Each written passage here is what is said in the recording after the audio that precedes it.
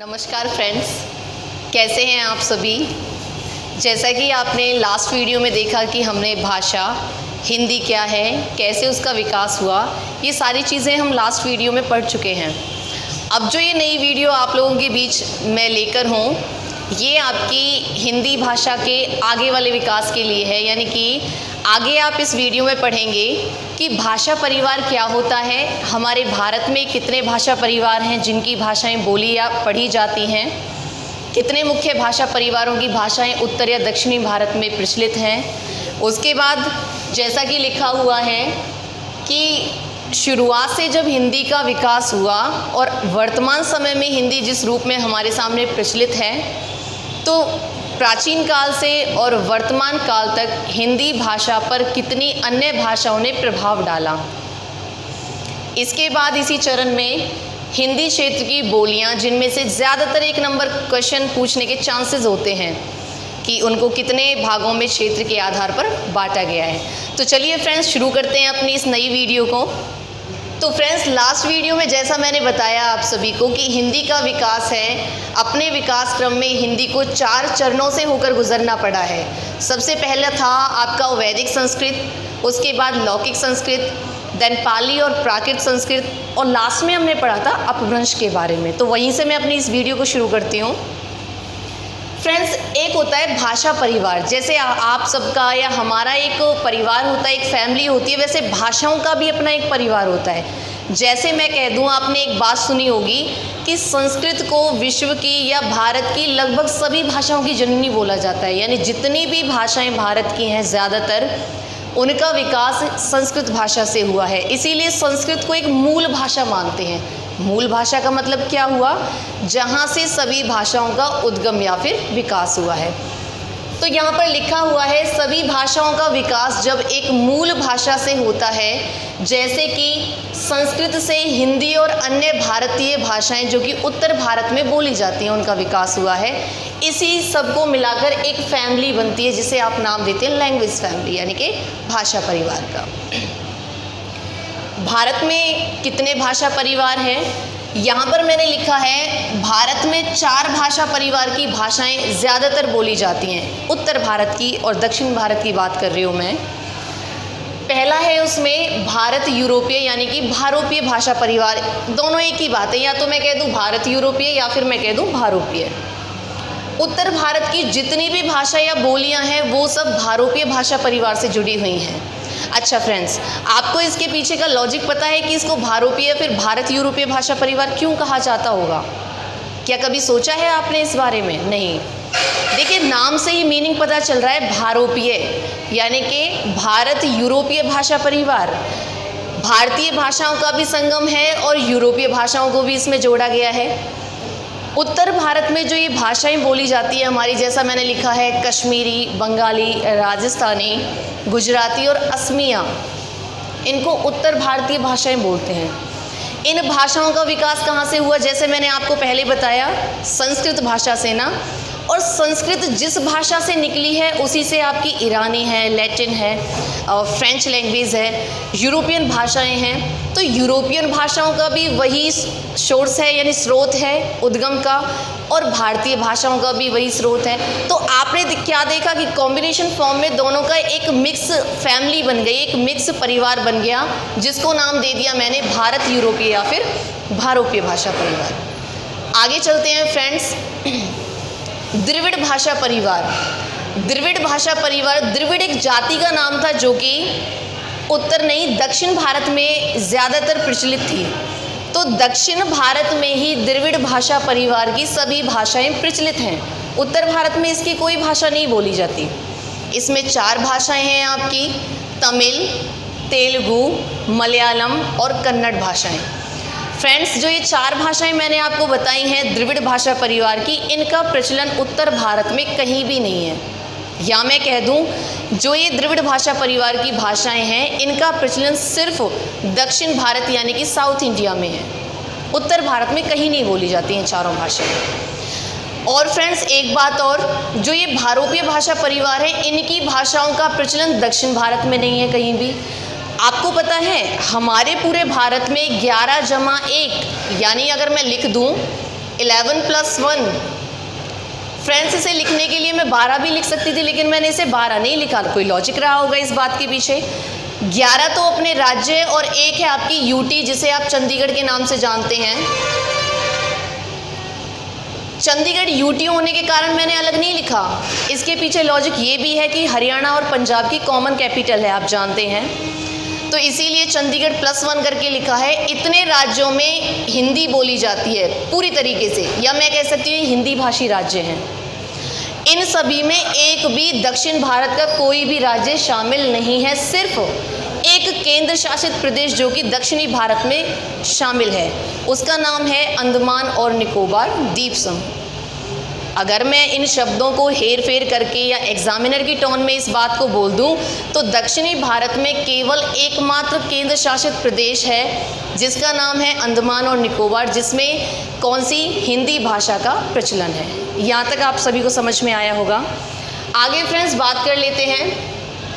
ये जो 2 परिवार मैंने आपको बताए हैं भाषा परिवार, कौन कौन से?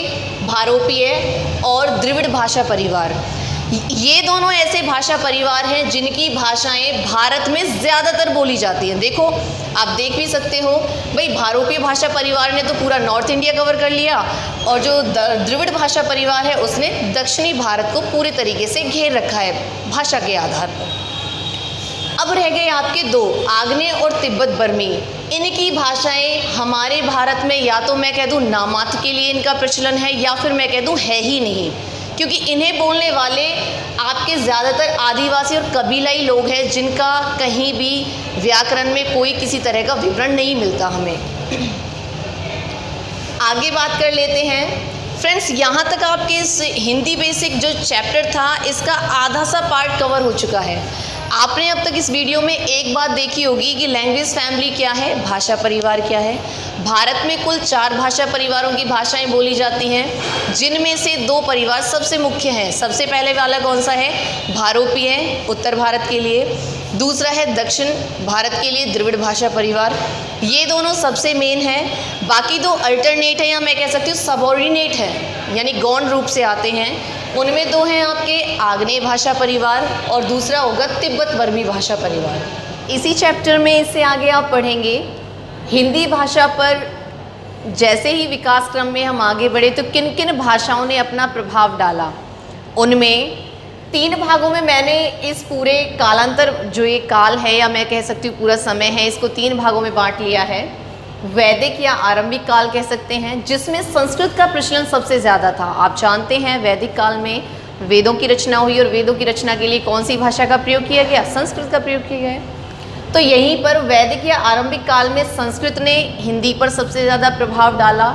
इसीलिए आप वैदिक काल का कोई भी ग्रंथ या काव्य या कोई भी पुस्तक उठाते हैं तो वहाँ पर सबसे ज़्यादा जो शब्दावली है वो संस्कृत से ज़्यादा मैच होती हुई नजर आएगी। मध्यकाल में अरबी और फारसी भाषाओं ने सबसे ज़्यादा हिंदी पर प्रभाव डाला है।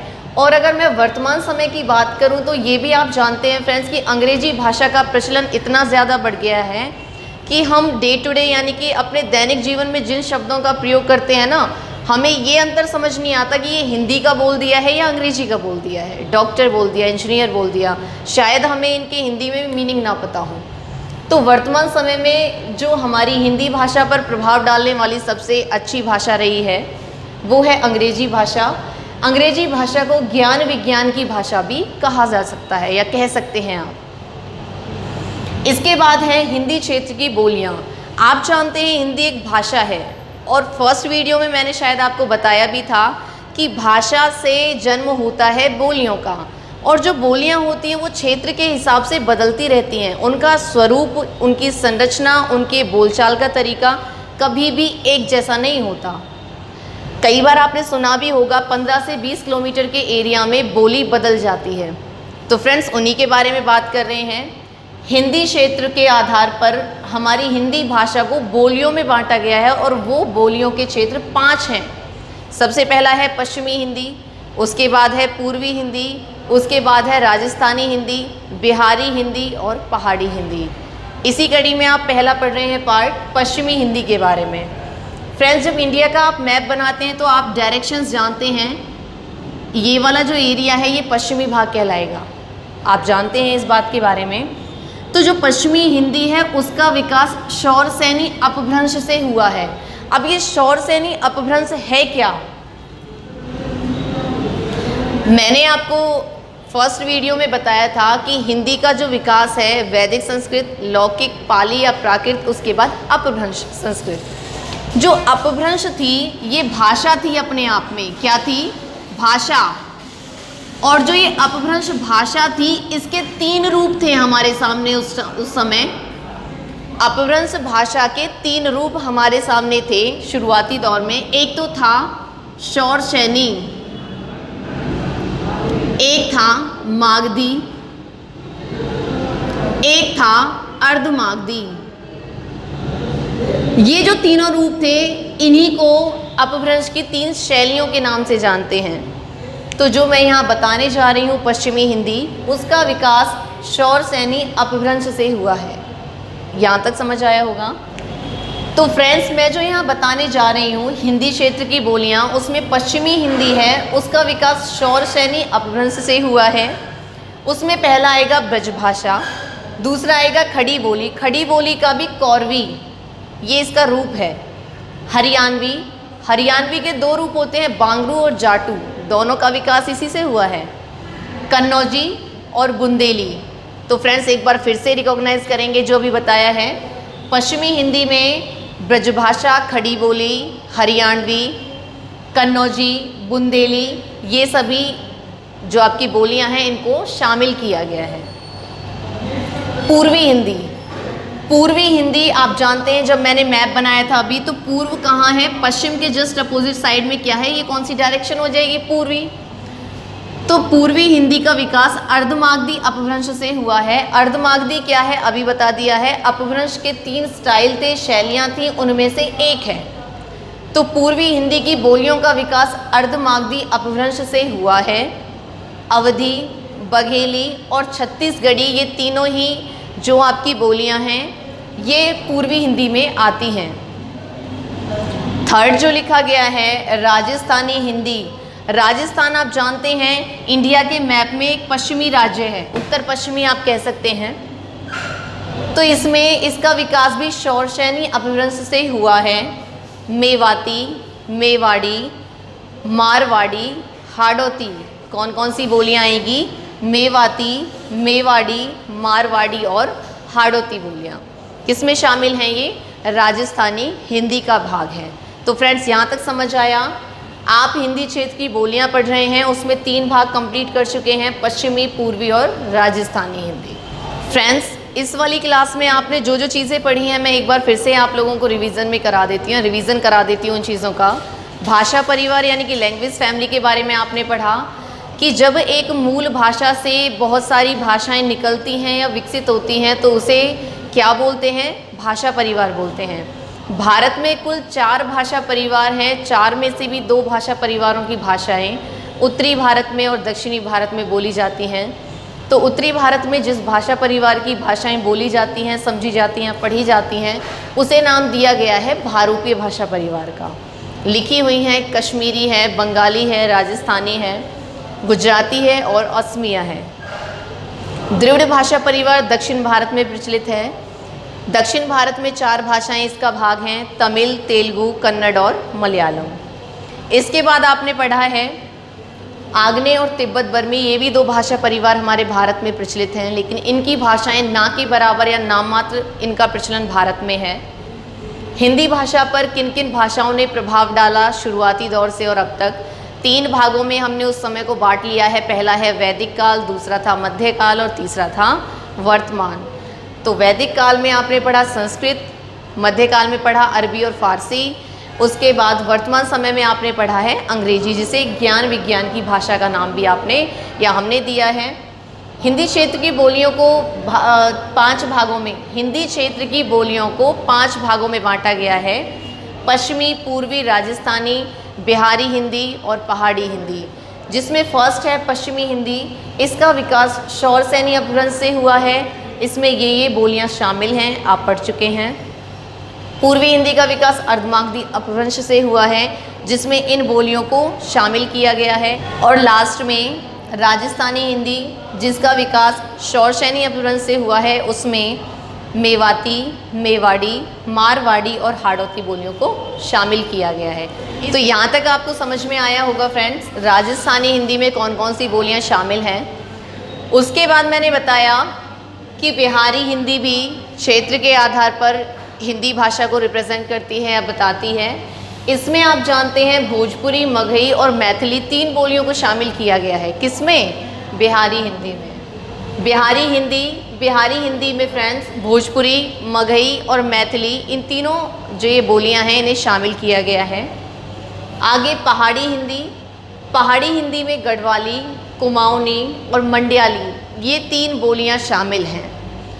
तो फ्रेंड्स, आप अब तक कवर कर चुके हैं हिंदी क्षेत्र की बोलियां, यानी कि 5 भागों में हमने क्षेत्र के हिसाब से हिंदी भाषा को बांट दिया है और उन 5 भागों में कौन कौन सी बोलियां प्रचलित हैं उनका अध्ययन आप कर चुके हैं। आगे आप पढ़ेंगे, एक चैप्टर बनता है, या मैं कह सकती हूँ छोटा सा पार्ट बनता है आपके इसी चैप्टर का, भाषा और व्याकरण। फ्रेंड्स, एक बड़ी गलतफहमी हम लोगों के बीच है भाषा और व्याकरण को लेकर कि भाषा नियम के हिसाब से चलती है, बिल्कुल ठीक है, लेकिन एक सबसे बड़ी जो गलतफहमी है कि व्याकरण नियम बनाता है। शायद आप सभी भी ऐसा मानते होंगे, आई होप। तो फ्रेंड्स, ये चीज़ दिमाग से बिल्कुल निकाल दें कि व्याकरण नियम बनाता है, नहीं। जिस तरीके से संविधान अपने आप में देश के नियम कानून नहीं बना सकता, क्योंकि संविधान अपने आप में क्या है? कानून या नियमों का संग्रह होता है, कलेक्शन होता है, जहाँ पे उनको लिख दिया जाता है। एक तरीके से एक किताब है। तो संविधान नियम नहीं बनाता। संविधान के अलावा हमारे देश में नियम बनाने के लिए संसद है, क्योंकि ये एग्जीक्यूटिव फॉर्म में है, यानी कि काम करने का जो जिम्मा है नियमों कानूनों को लेकर वो संसद काम करती है। तो यहाँ पर लिख दिए जाते हैं संविधान में। सेम वही प्रोसीजर यहाँ पर है। कभी भी व्याकरण नियम नहीं बनाता, नियम बनाता है आपका समाज। अब बड़ी अटपटी सी चीज़ है कि समाज भाषा के नियम बना देता होगा, नहीं, मानने लायक बात नहीं लग रही ना।